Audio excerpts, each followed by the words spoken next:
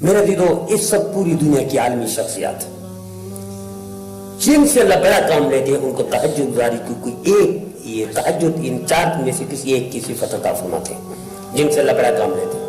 میں نے قریب سے دیکھا یہ سب، میں صرف 3 عالمی شخصیات کا نام لیتا ہوں، آپ کوئی اور نام لے لیتے ہیں، ہر ایک مسلک والا اپنے نام لے لے، کوئی پارٹی والا اپنے پارٹی کا محبوب کا نام لے، سیاسی طور پر بھی لے، سیاسی طور پر بھی سیاستدان اپنے کردار میں جس سے اللہ بڑا کام لیتے ہیں نا، اللہ اس کو تہجد گزاری کی کسی نہ کسی چاروں کیٹیگری میں، کسی ایک کیٹیگری میں کھڑا کر دیتے۔ ان 4 قسم میں سے کسی ایک قسم میں اللہ اس کو کھڑا کر دیتے۔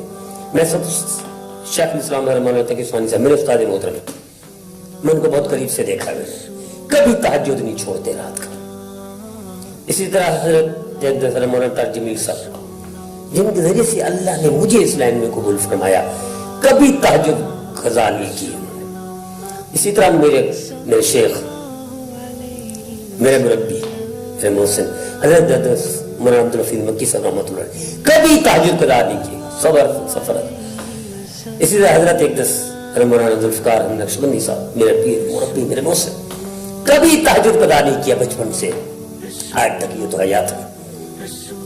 تو میں ان 4 کا حوالہ دے کر آپ کو بتانا چاہتا ہوں، اللہ جن سے عالمی کام لیتے ہیں ان کو تہجد کی صفت عطا فرماتے ہیں۔